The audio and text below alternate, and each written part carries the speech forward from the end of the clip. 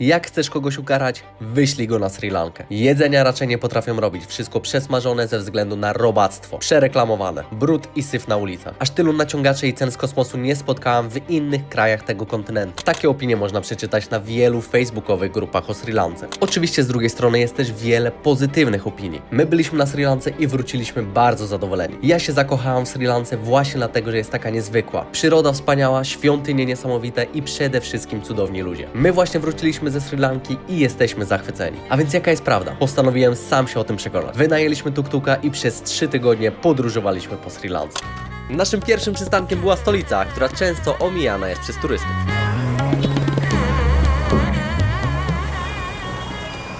No to zaczynamy nasz pierwszy dzień, taki pełny dzień w Colombo, czyli w stolicy Sri Lanki. Ogólnie znalazłem jakąś fajną knajpkę w... A to już na środku. No to wbijamy. Tak. I możemy jechać. A byłem w trakcie mówienia, że tutaj można też zamówić tuk-tuka przez Ubera. Jeszcze musimy zobaczyć, czy wychodzi taniej pytać się ludzi na ulicy, czy właśnie przez aplikację. Ale dla leniwych jest też aplikacja, bo nie trzeba się targować. Znajdujemy się właśnie w czerwonym meczecie. Jest to jedno z najpopularniejszych miejsc w całym Colombo względem turystycznym. No i muszę wam powiedzieć, że naprawdę robi to bardzo fajne wrażenie, ten meczet. Wybudowany w 1908 roku, może pomieścić aż 10 tysięcy wiernych. Zazwyczaj tyle osób przychodzi w czasie ramadanu. Jest tutaj aż 6 pięter. Ogólnie wejść do meczetu jest kilka, tutaj możecie zobaczyć na mapce. Wejście numer 3 jest dla turystów, także jak kiedyś będziecie w Colombo, to musicie kierować się do wejścia numer 3. Tutaj macie też godzinę otwarcia, a miejsce naprawdę jest bardzo urokliwe i tutaj jest warto tam wejść. Właśnie znajdujemy się w dość popularnym miejscu, bo tutaj zaraz obok jest ten czerwony meczet. Ale co ciekawe, to w ogóle turystów nie ma. Nie wiem dlaczego, ale jesteśmy w sumie jedynymi białymi tutaj. Po krótkim zwiedzaniu miasta przyszedł czas na pierwszą jazdę tuk-tukiem. Podekscytowany?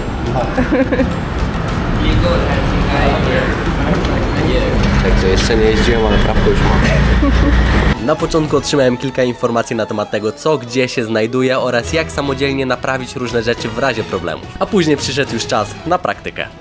Now a bit of gas. The walk is so smooth. It's really smooth.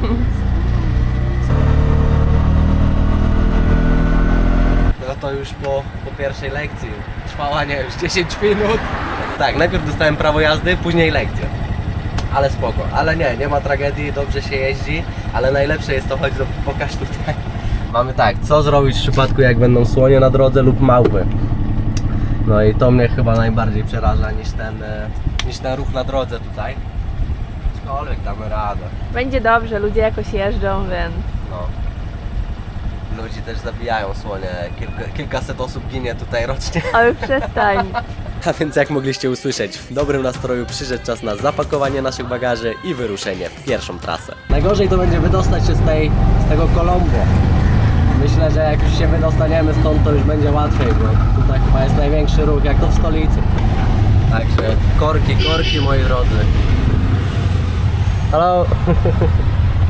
Jesteśmy małą atrakcją turystyczną tutaj.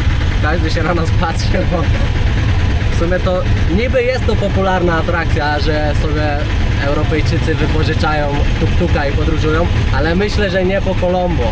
Jednak każdy wypożycza tuk-tuka bardziej przy lotnisku i już omija Colombo, a my jednak jesteśmy w samym centrum. Dlatego każdy się na nas patrzy. Tutaj pan z lewa. Dzień dobry. Tam pan z prawa, też dzień dobry. Patrz! No tu już się robi głośno. No i to bardzo. Po chwili na szczęście udało nam się już wyjechać z Colombo i udaliśmy się w 150-kilometrową trasę do Dambuli. Właśnie mamy pierwszą przerwę w trasie. Jedziemy już jakieś chyba dobre 2 godziny będzie, już mamy godzinę w sumie 3 nawet. Już jedziemy 3 godziny. Ogólnie tak szybko po 3 godzinach jedzie się naprawdę bardzo fajnie. Ludzie naprawdę wokół są uśmiechnięci, pomocni. Jedyne co, to bardzo trzeba uważać na autobusy, które nie patrzą, wymijają i jadą na czołówę. Także trzeba uciekać na bok. Ale to w sumie taka jedyna rzecz. a reszta jest naprawdę bardzo, bardzo fajnie. Oliwia właśnie poszła do supermarketu kupić coś zimnego na szybką przekąskę, a tutaj macie jeszcze, jak się prezentuje nasz kaszlak. Piłam wodę, zwykłą, gazowaną, ciastka, 2 lody i kolę i zapłaciłam za wszystko 3 euro. Zarobiście.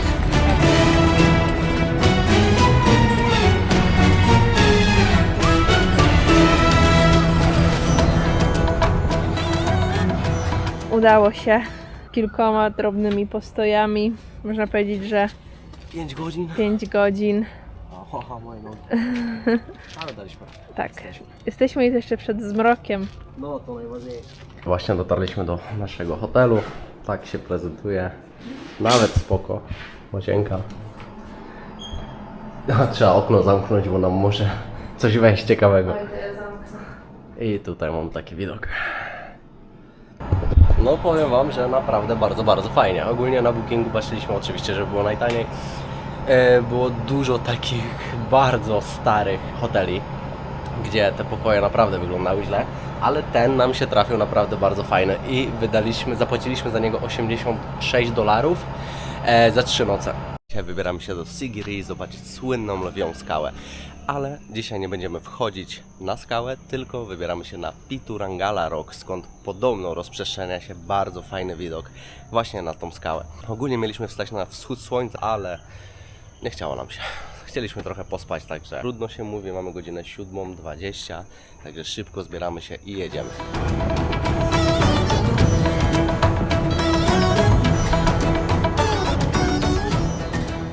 Ramiona ty musisz zakryć. Serio? No pan powiedział. Więc albo musisz koszulę założyć teraz, żeby przejść ten fragment świątyni, albo No to założę chusteczkę. to. Także jak kiedyś będziecie tu przychodzić, nie idźcie na ramionczka, w koszulce na ramionczka. Tutaj jest kilka świątyń i żeby przejść obok tych świątyń właśnie trzeba mieć zakryte nogi oraz ramiona. Wejście kosztuje 1000 rupii od osoby, czyli około jakieś 3 euro od osoby.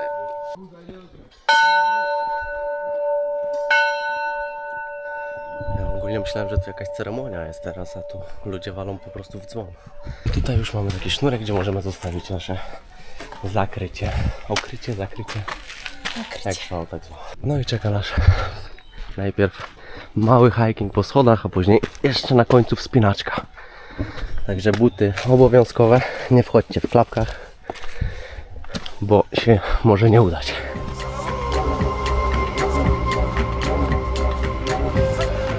W drodze na szczyt możemy też spotkać taki posąg leżącego Buddy. Ogólnie jestem strasznie zasapany. Za nami niby początek ten najłatwiejszy.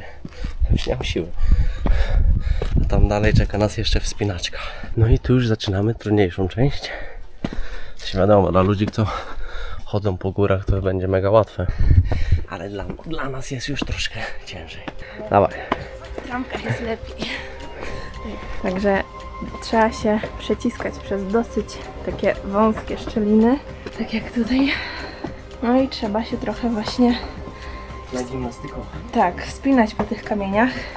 I tutaj na przykład ja już się nie zmieszczę z plecakiem. Najpierw przechodzi plecak, później ja. Jest mega ślisko. No, trzeba uważać. I przeciskasz. Dobra, jesteśmy. Chodzimy dalej. Także jeszcze takie skały przed nami. Sama bym tu nie weszła. Ale to już jest chyba ostatnia prosta, tam na górze już jest punkt widokowy. No na kolano się przeciskaj. Szczera opinia? Drugi raz bym się tu nie wspinała. I mamy taki widok.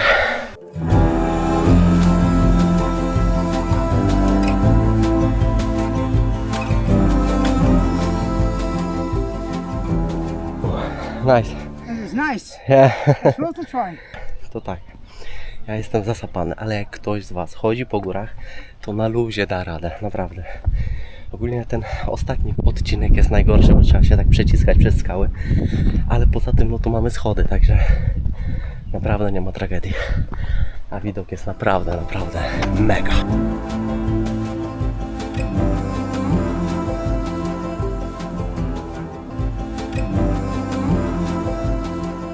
Witam Was przy Dambulla Golden Temple, czyli prosto mówiąc przy Złotej Świątyni w Dambuli. Jest to kolejne turystyczne miejsce właśnie w miasteczku Dambulla. Tutaj mamy złotego Buddę, taka twarz, przez którą można wejść do muzeum. No i masa małp. Ja tam w ogóle poszłam robić zdjęcia, nagle się odwracam, ludzi nie ma, są małpy. 4. Jo, pierdziele, ile ich jest. Po odwiedzeniu Dambuli oraz Sigiri przyszedł czas ruszać dalej w podróż. Po drodze zatrzymaliśmy się na jakiejś urokliwej wsi, żeby polatać dronem i z okolicznego domu przyszedł do nas jeden z mieszkańców. Do you live here? Yeah. Yeah? Come. Can I see? Yeah. Do domu. Yeah. This is our village. Oh, this is your village? Yeah. Oh, that's nice.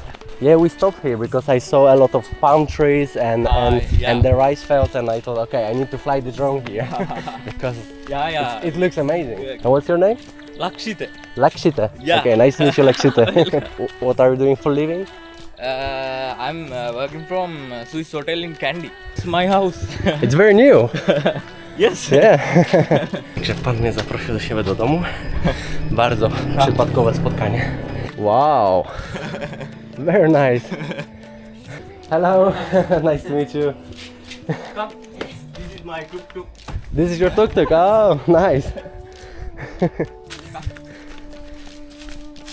Tak właśnie wygląda podróżowanie. To jest piękne, bo zatrzymaliśmy się na drogu na poboczu, żeby nagrać dronem, a tu pan przyszedł i oprowadza mnie po swoim domu. The farm. How many do you have? 100. 100? Yeah. Wow. It's big farm. Like Oh, this is eggs. me. Yeah. Yeah. Very nice.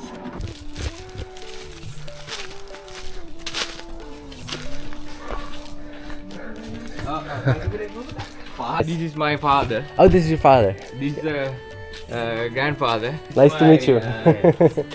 My mother. Hello, nice to meet you. Thank you very much for showing me your place. It's okay. Thank you, bye. A więc tutaj mogliście zobaczyć namiastkę lankijskiej gościnności. Po jakimś czasie dotarliśmy już do Kandy, czyli drugiego pod względem wielkości miasta na Sri Lance. Szybko rozpakowaliśmy plecak i ruszyliśmy zwiedzać. Ogólnie tutaj możecie zobaczyć te słynne lankijskie autobusy, które są pomalowane w różne wzorki. Powiem wam, że naprawdę wyglądają bardzo fajnie i czytałem, że wielu turystów nimi też podróżuje.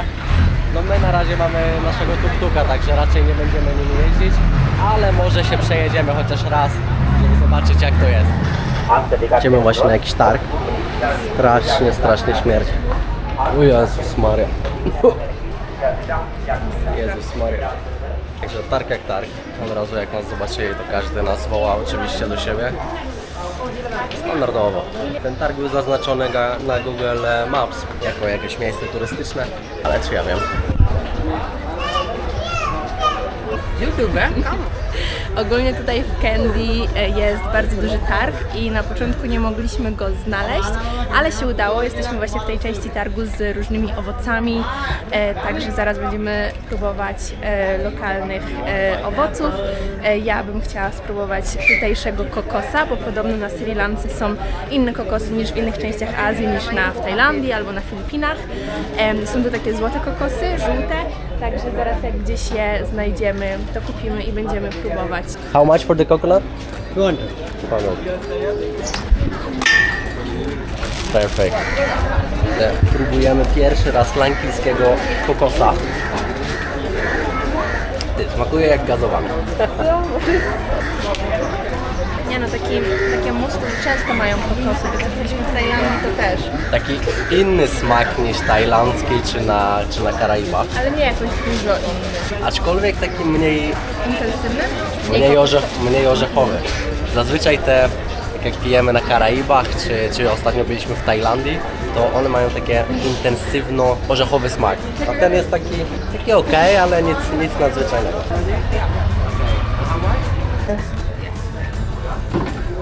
Założę na szyję jak prawdziwy turysta. Ja tak noszę, nie śmiej. Ty jesteś prawdziwym turystą.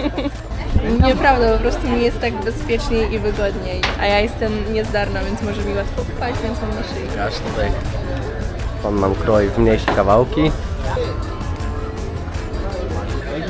Thank you, bye.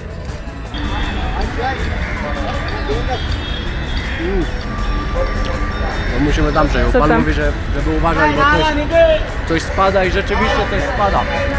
Najprawdopodobniej kupa. A co do ananasa, dobry. Miasta na Sri Lance, te duże miasta mogą być naprawdę męczące. Wszędzie jest tłok i trom się i jest chaos. Siema. Is it your dog? Your? Także tak, chwila odpoczynku. Mamy już zachód słońca. Idziemy zaraz coś zjeść i jutro ruszamy dalej. Dzień dobry już w kolejnym dniu. Mamy niedzielę i teoretycznie dzisiaj powinniśmy jechać już pociągiem z Kandy do Ella, ale dużo osób odradzało nam brać ten pociąg w weekend, dlatego też postanowiliśmy, że pojedziemy dopiero jutro, czyli w poniedziałek. Ale chyba nie myśleliście, że spędzimy całą niedzielę w hotelu. Jedziemy właśnie do wioski Vedów, zobaczyć jak żyją rdzenni mieszkańcy Sri Lanki. Czeka nas jakieś 3 godziny drogi przez góry, ale oczywiście dla Was to będzie tylko kilka sekund.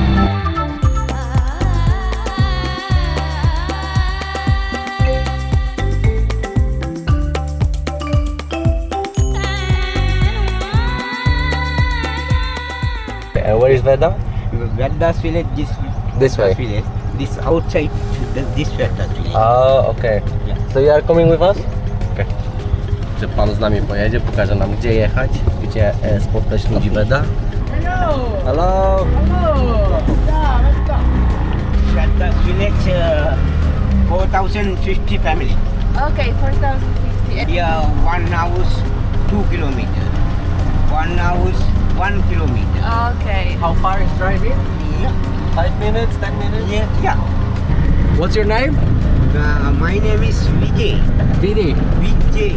VJ. Vijay. VJ, okay. I'm Oscar, nice to meet you. Why? Oscar. Oscar. I'm Olivia.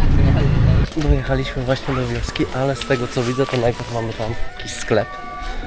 Oczywiście wszędzie coś już sprzedają. This way. Poza szlakiem. Elephant coming, here's tree house. Oh, so when the elephants come, Yeah, you can go. Here, this Philippine. Here coming elephant. Oh, here going. Ah, Are there elephants Yeah, yeah. here? Yeah. Okay. o, no to nie wiedzieliśmy nawet, że tu są słonie. Po dotarciu do wioski Vedów musieliśmy najpierw wynegocjować cenę z lokalnymi, za jaką pokażą oni nam swoje jakieś tradycyjne rytuały. This Vedas man, here is speaking. Okej. Vada podde, turamak mando keranda, Here items 3 items. mettapano kalanda. 10,000. 10,000. Yeah, stone fire, Yeah. dancing, hunting, Mewaki kode kala podje. jungle place. Yeah. Yes, yes. This place no. Okay. So we need to walk. Yeah. Kala podje. And can you do 5,000? 5,000 rupees? Me atto vitirat podoi. One man no. Turamak vitiri injinwa. One man, 2 man, 3 man. This Ano boy, maganda cuma here marah. this man, here man, here man. Yes, chance, here give, finish. 10,000. 8,000 for Yeah, yeah. and 2,000 for you. Yeah. Yeah. This here. 9. 9. Okay, no problem. Okay. Yes. Okay. This is going. Negocjacje. No tak, nie wiem, 9,000. Zobaczymy co to będzie. Jak się czujesz, że prowadzą nas w środek dżungli panowie z siekierami? Jeszcze ze sprzętem. The defense, Yeah. it's electricity, Yeah, it's yeah. against elephants. Yeah, yeah. Okay. Tutaj możecie zobaczyć druty pod napięciem, które chronią ludzi w wiosce przed słoniami. Ponieważ słonie głównie atakują uprawy, a ludzie próbują, wiadomo, bronić tych upraw i przez to zostają zaatakowani przez słonie. I uwaga, rocznie na Sri Lance ginie około 100 osób od ataków słoni. Teraz Oskar będzie próbował rozpalić ogień w tradycyjny sposób. Pan mu pokaże jak to robić. Tylko się z koszulki nie pozwala. Yeah. jest królestwo. Panu się chyba nie spodobało. Psujesz panu sprzęt. Że chyba się nie nadaje, żeby mieszkać w dżungli.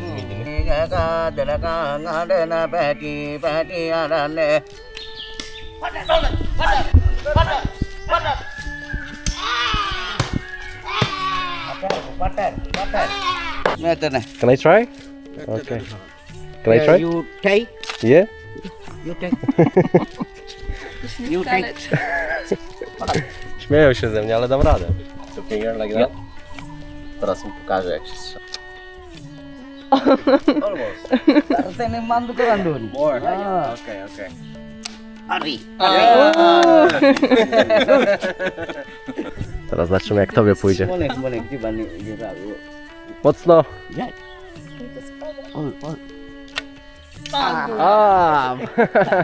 Ale bałam się, że w ogóle nie Almost.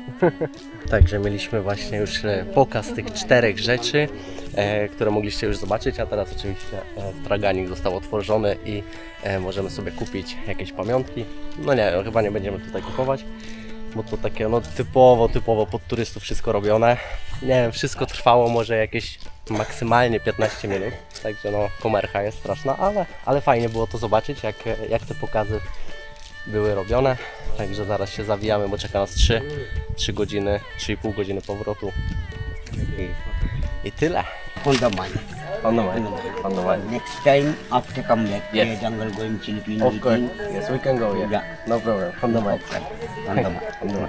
Pomimo tego, że w moim odczuciu było to dość komercyjne miejsce, to i tak nie żałuję, że tutaj przyjechaliśmy, ponieważ była to kolejna fajna przygoda.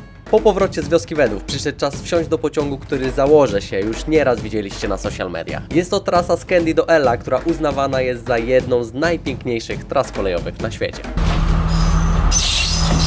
Zaczynamy walkę o miejsca. No, się już nie zmieścimy.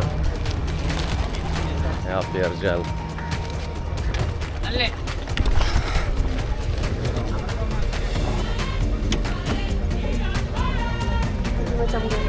No jakie jest gdzieś miejsce? Także udało nam się wsiąść, ale stoimy. Jest mega duży tłuk. Ale liczymy, że część osób wysiądzie w Kandy na stacji i że będziemy mogli gdzieś usiąść. Jak nie, to będziemy tak stali przez 8 godzin. Ja teraz patrząc na ten tłum, to sobie nie wyobrażam, jak ludzie tutaj sobie robią wideo i zdjęcia w tych drzwiach i w ogóle z takim tłokiem. Mi się wydaje, że to naprawdę musi się w pewnym momencie zluźnić gdzieś. No i rzeczywiście się udało, ale dopiero po 4 godzinach stania. Oczywiście, żeby nie było, próbowaliśmy wcześniej kupić bilety siedzące, ale były już od dawna wyprzedane. Tak czy siak, trasa jest rzeczywiście bardzo urokliwa, z tym, że jeśli nie poszczęściłoby nam się z miejscem siedzącym, to z całą pewnością nie wspominalibyśmy tego pociągu pozytywnie. Po dotarciu do Ella odebraliśmy naszego tuk-tuka, który został tam dostarczony i wybraliśmy się na plantację herbaty, aby pokazać Wam, jak zbiera się liście herbaty, którą najprawdopodobniej trzymasz w swojej kuchni. Herbata. Herbata jest.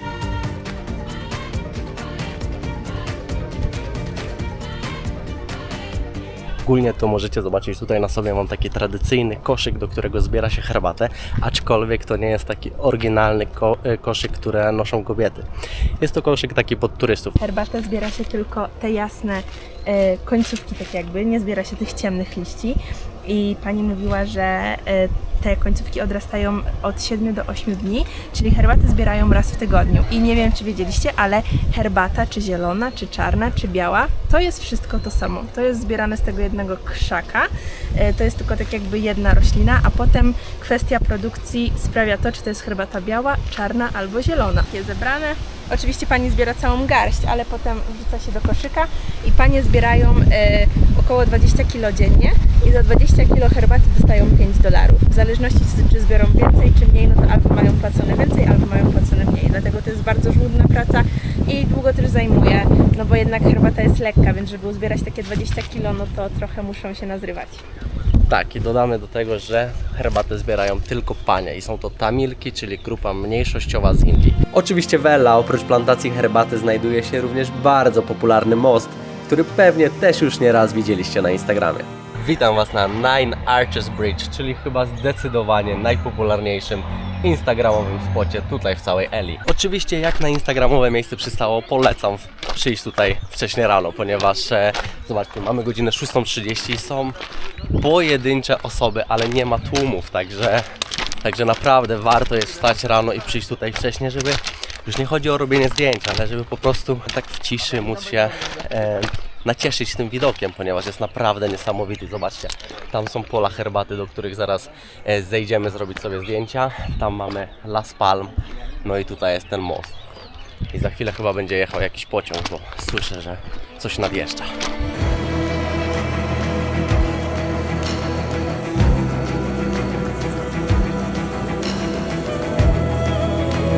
Znajdujemy się właśnie przy Ravanna Waterfall, czyli najbardziej popularnym wodospadzie tutaj w pobliżu Ella. I możecie go zobaczyć właśnie tam za mną. Ogólnie minus tego wodospadu jest taki, że nie można się tam kąpać, ponieważ prądy są zbyt mocne. I co więcej, nawet tam jest taka tabliczka, która pokazuje, że zginęło tutaj już 36 osób, także no nie warto jest tam wchodzić. Ale tak dla oka naprawdę ładny. Z takich popularnych wśród turystów atrakcji w Ella jest również góra Little Adams Peak. Już sama droga na szczyt jest mega urokliwa. Wejście nie jest zbyt trudne, więc jak kiedyś będziecie na Sri Lance, to naprawdę warto jest się tam wybrać. Jesteśmy właśnie w drodze z Ella do Yala National Park, czyli do Parku Narodowego Yala. Zboczyliśmy trochę z trasy, no może nie tak trochę, bo aż pół godziny, ale było warto, ponieważ przyjechaliśmy zobaczyć drugi najwyższy wodospad na Sri Lance, który możecie zobaczyć tam za mną. Ten wodospad ma 220 metrów i co więcej, można wejść tam na górę. My zrezygnowaliśmy z tego, ponieważ trochę nam się śpieszy, ale są tutaj przewodnicy, którzy mogą Was tam zaprowadzić i na górze znajdują się baseny, w których można się kąpać. Także jak ktoś z Was w drodze chciałby się schłodzić, to jak najbardziej jest taka możliwość. Aczkolwiek najpierw trzeba pokonać 220 metrów. Mamy godzinę 4:30 i właśnie wyruszamy na nasze pierwsze w życiu safari, także jesteśmy mega zmęczeni, ale też podekscytowani. No i zobaczymy, jakie zwierzęta uda nam się zobaczyć. Od dawna jednym z moich podróżniczych marzeń było pójście na safari. W Afryce jeszcze nie byłem, dlatego safari na Sri Lance było świetną okazją, żeby spełnić to marzenie. Znajdujemy się właśnie w Parku Narodowym Yala. Jest to jeden z dwóch najstarszych parków narodowych na Sri Lance. Co więcej, jest to drugi największy park narodowy właśnie tutaj. Można spotkać tutaj naprawdę dużo fajnych zwierząt, takich jak niedźwiedzie, krokodyle, lamparty, słonie i jeszcze wiele więcej. Także jestem bardzo ciekaw, jakie zwierzęta uda nam się spotkać. Wow! Jak Ci się podoba? Super, no skosłagackie, chyba jeszcze nigdy nie byliśmy. O nie. Już chwilę po wjeździe do parku udało nam się zobaczyć pierwsze dzikie słonie oraz krokodyle. How many crocodiles are here? Oh yeah, there I have 200. 200. There are so many lakes. Oh wow.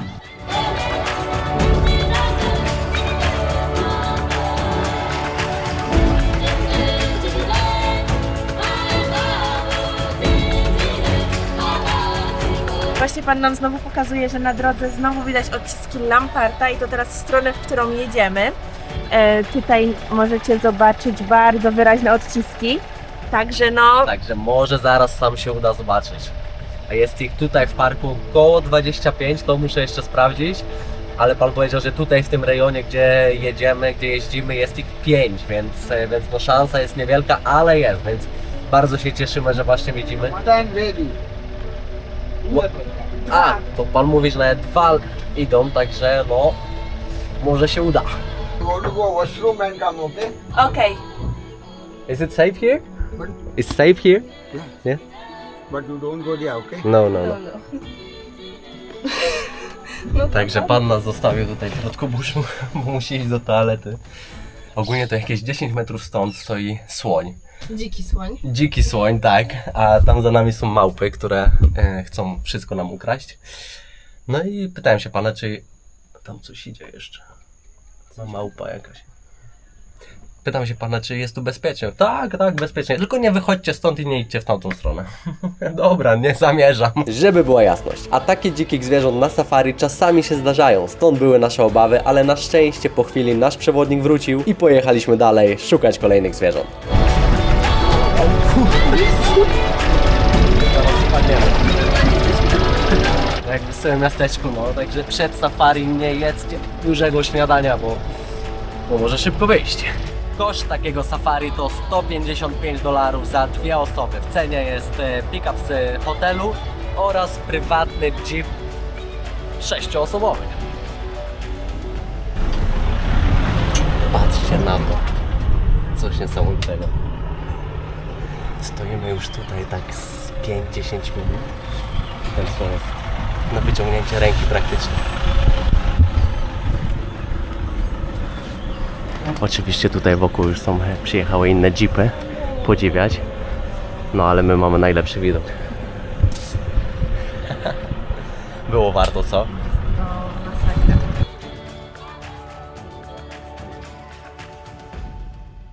Właśnie dotarliśmy do miejscowości Matara, która znajduje się na samym południu Sri Lanki. Tutaj z tyłu mamy plażę, ale zaraz Wam pokażę, jak wygląda nasza willa, w której będziemy przez kolejne 3 dni.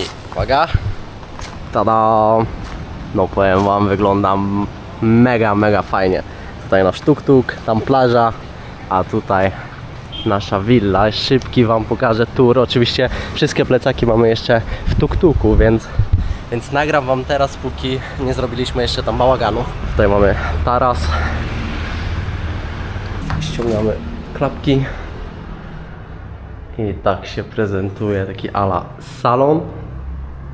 Tu mamy sypialnię. Idziemy dalej.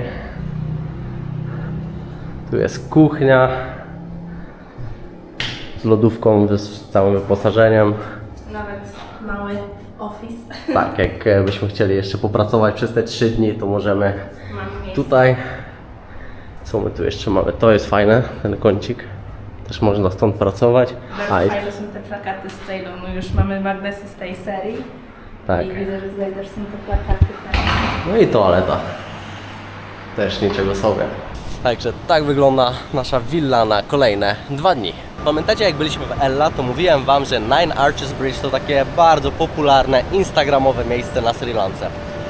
I to prawda, ale dzisiaj znajdujemy się w takim najpopularniejszym instagramowym miejscu, czyli Coconut Tree Hill.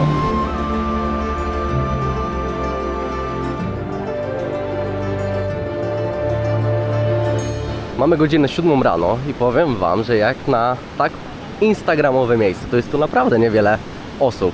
Mamy raz, dwa, trzy osoby, no i tutaj pan, co pomaga robić zdjęcia. Także no, powiem Wam, nie ma tragedii. Ale co mnie jeszcze zdziwiło tutaj, to to, że wejście jest jeszcze darmowe. Ogólnie jakby to miejsce było na Bali, to myślę, że spokojnie by tu kasowali po euro 2 za wejście. To tak na luzie. A tutaj jeszcze jest darmowo, aczkolwiek tutaj już robią jakiś płotek, także myślę, że jak przyjedziecie tu za rok, to może nawet nie za rok, ale za jakiś czas, to już trzeba będzie płacić za wejście tutaj i zrobienia sobie zdjęcia. Jeśli chodzi o samo miejsce, to jest naprawdę urokliwe, ponieważ no, są tutaj te palmy, mamy piękny widok na ocean. Jeśli chodzi o takie instagramowe miejsca, to ja jestem zazwyczaj taki negatywny, ponieważ one były ładne, piękne przed całym tym tłumem, który tu przychodzi. Ale z racji, że my tu jesteśmy, w sensie no jest bardzo mało osób, no to jest tu urok tego miejsca, jest fajnie. Także polecam tutaj przyjść, jak będziecie na południu Sri Lanki, blisko Mirisa. Muszę przyznać, że południe Sri Lanki dość pozytywnie nas zaskoczyło. Byliśmy na kilku fajnych plażach i jest tu również sporo klimatycznych restauracji. Pamiętajcie tylko, że na Sri Lance trzeba uważnie patrzeć pod nogi. Również po jednej nocy okazało się, że w naszej willi nie jesteśmy sami. No ale takie są już uroki podróżowania po Azji. Właśnie przyjechaliśmy na Vilingama Beach. Jest to takie typowe miejsce dla osób początkujących z surfingiem. No, z racji, że my jesteśmy jeszcze żółtodziobami, no to przyjechaliśmy tutaj. Ja wczoraj już tutaj surfowałem, ale z inną firmą, tam trochę dalej. No trochę nas oszukali, bo miało być 75 minut, a w wodzie byłem może pół godziny, także trochę tak średnio. ale dzisiaj przyjechaliśmy do Lucky Surf School. W internecie, na goglach mieli bardzo dużo pozytywnych opinii, także mam nadzieję, że będzie spoko. Także Oliwia pierwsza zaczyna, a później ja wskakuję na deskę i zobaczymy, ile razy dzisiaj mi się uda popływać. Z surfingiem jest trochę jak z jazdą na rowerze. Najpierw patrzysz, jak inni to robią, a później samemu musisz parę razy się wywalić, żeby się nauczyć.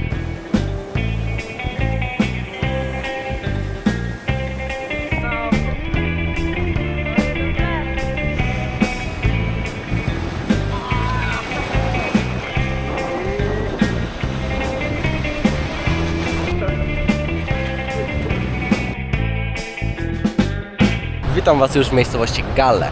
Galle jest bardzo ciekawym miejscem pod względem historycznym, ponieważ znajdujemy się właśnie w forcie, który został wybudowany przez Portugalczyków, a w XVII wieku został rozbudowany przez Holendrów. W samym forcie znajduje się naprawdę masa restauracji oraz bardzo różnych sklepów.